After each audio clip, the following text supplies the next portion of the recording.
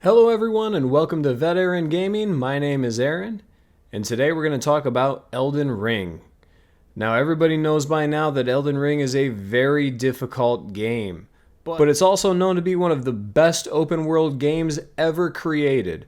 So I've come out with a series of guides I call the Power Hours that'll help you build a character and make them more powerful and make the game more enjoyable.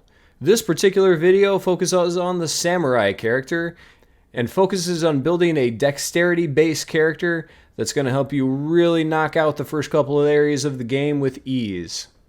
So make sure you hit that subscribe button, click the like button, and get ready to break the game. What does high score mean? New high score, is that bad? What does that mean? Did I break it? So the first thing we're going to do is obviously start a new game. It's going to bring us to the character selection screen. We're going to go ahead and choose our samurai, and then we're going to go ahead and give him a name. And as our keepsake, let's go ahead and select the golden seed to get us an extra flask for healing or mana right away, healing for this particular character. And then we'll be ready to start the game. So the game begins, and we're going to follow this path, and it's going to lead us into a boss that's going to ambush us. Even expert gamers familiar with FromSoft titles really struggle with this boss. You're not really expected to kill the boss, so when he takes you out, don't be surprised. He's basically supposed to. So this is going to queue up another cutscene, and it's going to lead us into a cave where we begin. If you're brand new to this game, to FromSoft titles, I highly recommend you jump down to the right, this little cliff, and that's actually where the beginning tutorial starts, and that'll show you how the mechanics work, what buttons do what, how to target, and so on. If this isn't your first character, you've already done your homework on the game mechanics, then just go ahead, go move up, and move on out. So as you move up and out, you're going to stop and grab the first stranded graveyard waypoint on your way. We'll definitely be coming back to this later when we have the stone sword keys that are required to open this particular dungeon, but we're not going to go into there right now. So we're going to go ahead and go up, and you're going to be taken outside by a lift. And once you exit that particular area, you're going to have a great view of the world that they've created for you here at the beginning of the game. And we're just going to continue forward until we grab the waypoint, and then we can go ahead and speak to the NPC, Var, or Vari, I'm not sure how you say it, quickly, and he's going to give you a little quest line that you're going to start later, so go ahead and make sure you exhaust all of his dialogue options until he starts repeating himself. Alright, so then we're going to go ahead and continue north, avoiding the giant knight on horseback, since it's going to be a long time before we have the build to knock him off that high horse of his. So we're going to go ahead and avoid the knight and make it to the church. I'm going to go ahead and grab the waypoint. We're going to grab the smithing stone off the anvil, and we can say hi to the merchant Caelid quickly if you want to. Then we're going to go ahead and continue moving north, and we're going to head towards the gatefront waypoint. At the gatefront waypoint, we're going to go ahead and rest so we can queue up the cutscene where we get to speak to our lovely maiden. She's going to go ahead and grant us our faithful steed Torrent and give us the ability to level up by spending runes. After we speak with our maiden, we're going to go ahead and teleport back to the Church of Ella waypoint where we just spoke with Caelid.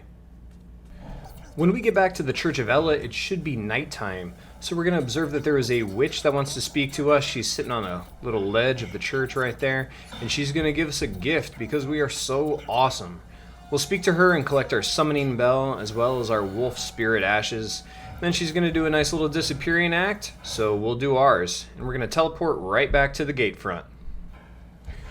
Once we get back at the gate front, we're going to head east quickly, and we're going to grab the map for this section by this tall post. That's going to be for Limgrave, and then we're going to duck down this tunnel real quick here. When we get to the bottom, we're going to open the chest inside to get the whetstone knife. This knife is vital since it's going to allow us to change ashes of war on weapons, which we're definitely going to need in the future. After we've collected the whetstone knife, we're going to exit the tunnel, mount up, and head east again to another waypoint just on the other side of the army camp. After we've collected that waypoint, we're going to continue southeast to pick up the somber smithing stone from the dead guy on the chair. Say thank you to the nice deceased man. And then we're going to head east and we're going to pick up the gold pickled fowl foot because who doesn't love more runes?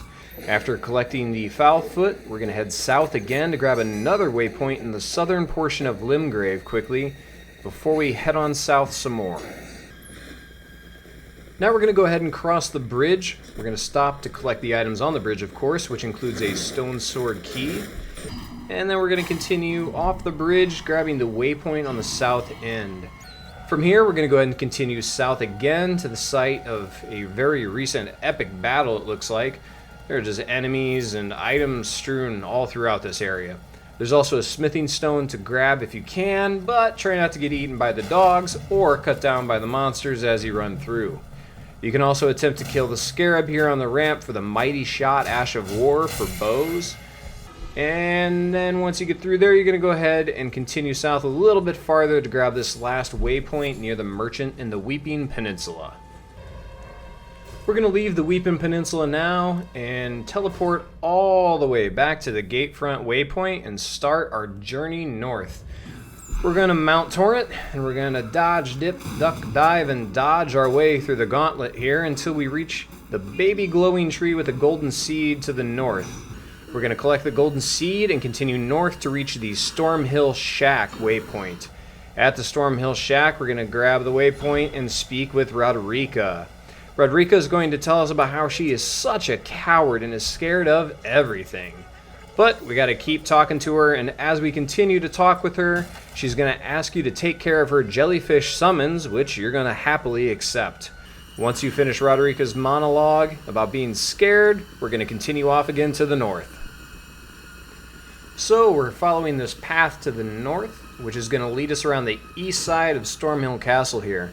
There's a quick scarab to kill along this path if you want for an Ash of War, but for the most part, you're just going to continue north a little bit to the east. You're going to dodge a bunch of wolves, grab some flowers and plants if you want to, and eventually you're going to come out to a ridge overlooking the Liurnia of the lakes, and you're going to grab another waypoint. Quickly go ahead and run down to the church not far from there and grab a sacred tear before continuing south. You're going to run through the camp of army men, come down to the lakes, and grab another waypoint by the merchant. Once we've collected our sacred tear, we're going to go ahead and teleport back to the Stormhill Shack. From the shack, we're going to head southeast. We're going to stop by this nice little graveyard here and pick up a bunch of golden runes.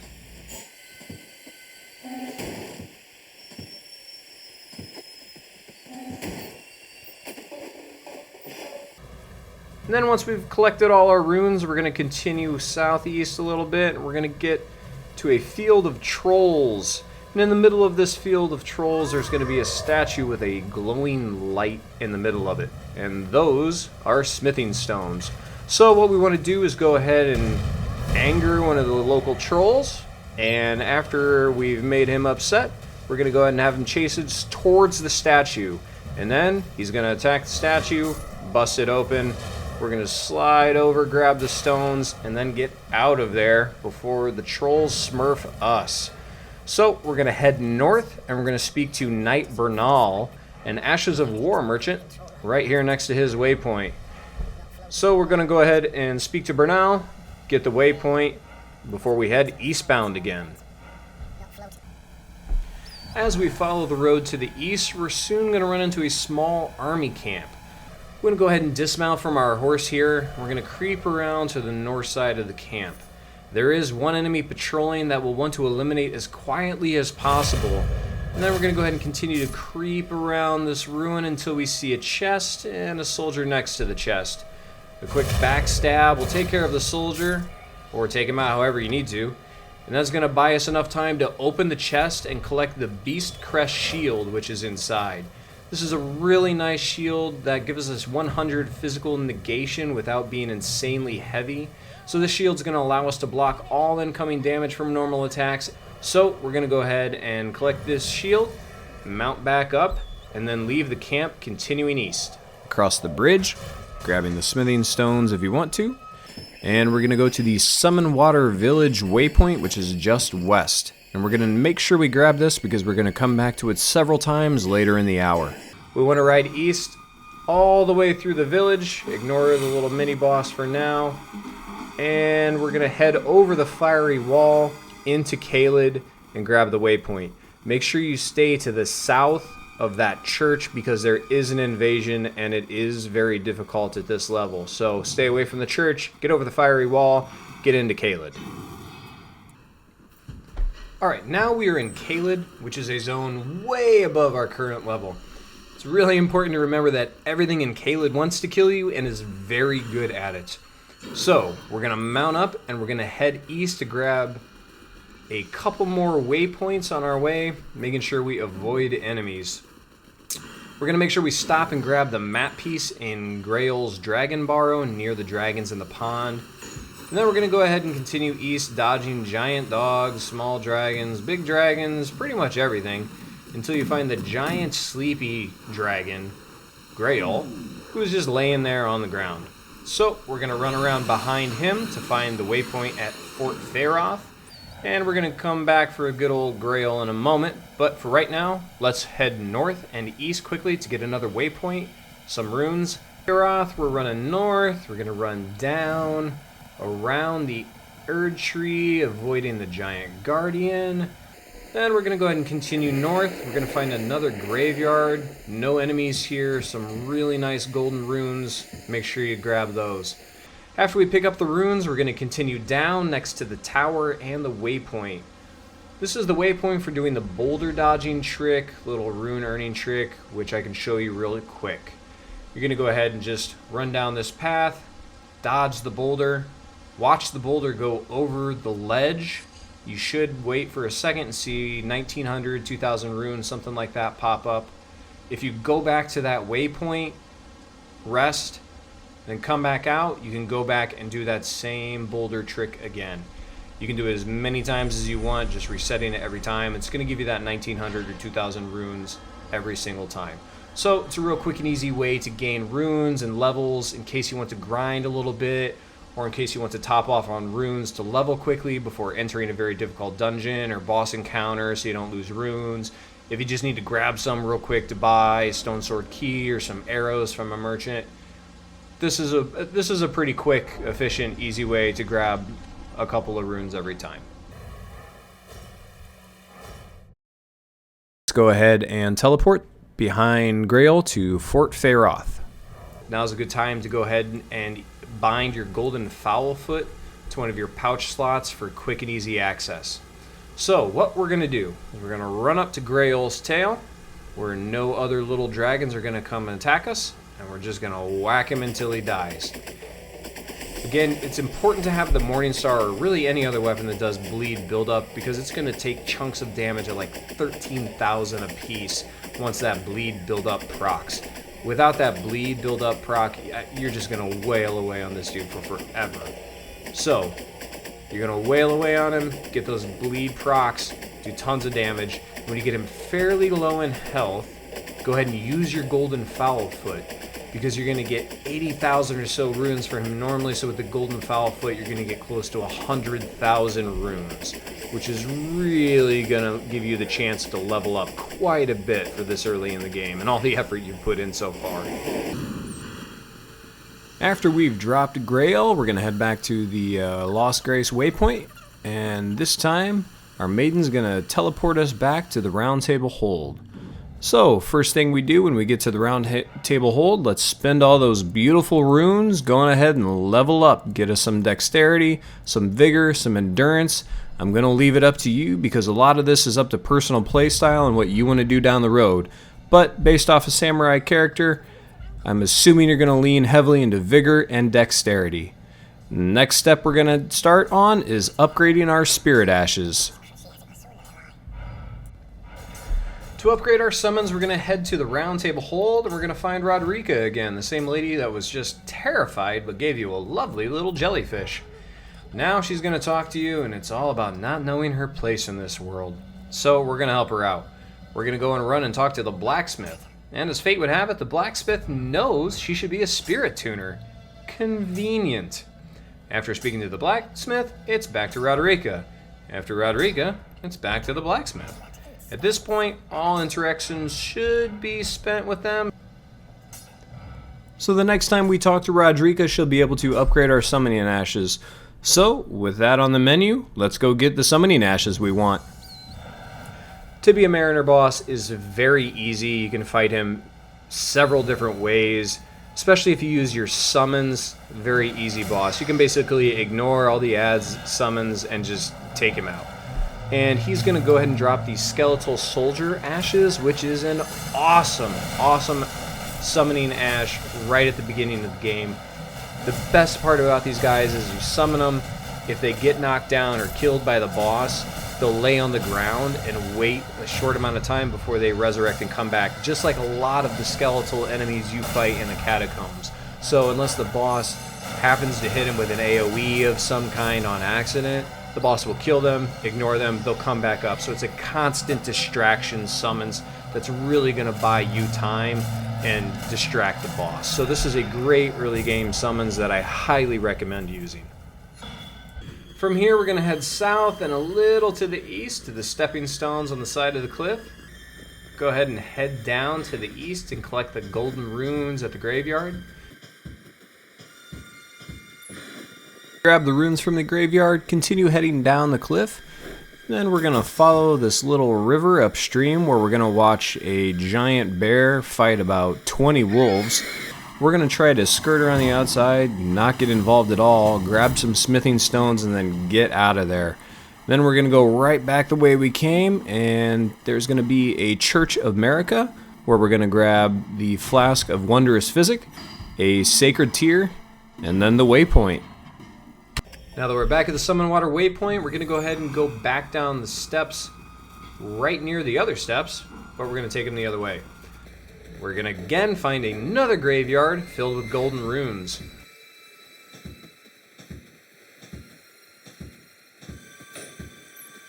Once you've grabbed the runes, go ahead and talk to Kenneth at the top of the ruined building over the road so you can start his mini quest later. Then continue south until you find the map in Mistwood.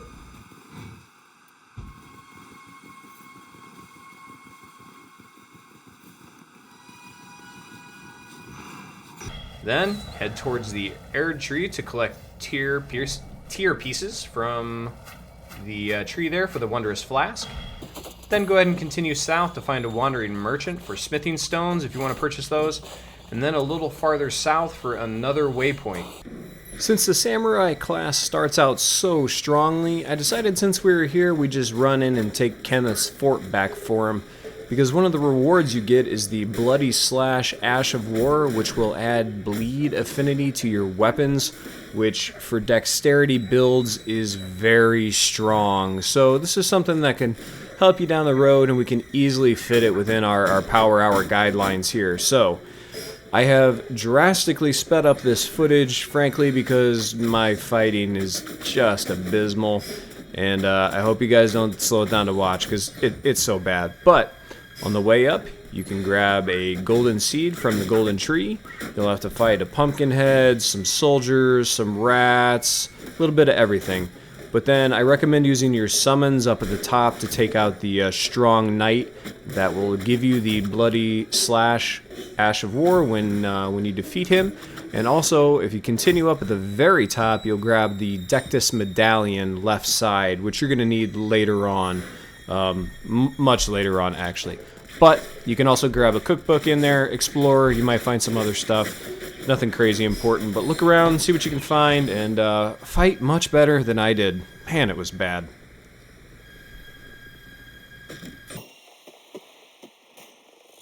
Let's go ahead and teleport back to the Church of Ella, and head northwest until you find the Stormfoot Catacombs. We're just going to simply run into these catacombs, avoid the enemies, and quickly grab a Grave Glove Root, which is going to help us upgrade the summons we just got from the Tibia Mariner. You can, once you grab it, just go ahead and leave the catacombs and come back later if you want, or you can go ahead and take out the rest of the catacombs right now. I leave it up to you. For our equip load, we're going to go ahead and teleport back to the Stranded Graveyard waypoint in Limgrave here, and that's where we're going to get our talisman. Once you're at the Stranded Graveyard, go ahead and unlock the dungeon using the stone sword keys we've collected. Unlock the dungeon, jump down, and begin running until you come to the ramp with the giant Chariot o' Doom. This thing is incredibly annoying, but once you figure out the timing, it isn't that bad. As soon as it makes a turn at the top of the ramp, you're going to run down, stay to the right side. When you get to the second alcove, run inside it real quick while the chariot passes, you heading back up. As soon as the chariot passes you, heading back up, run down again and enter the next alcove on the right. Go ahead and ignore the bad guy, immediately fall down to the next ramp. Continue running down the ramp until it narrows with emptiness on the outer edges.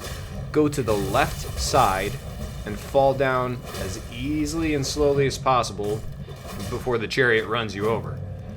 When you fall, there's going to be a ledge there, and there's going to be 2 imp enemies that you should be able to take care of pretty easily.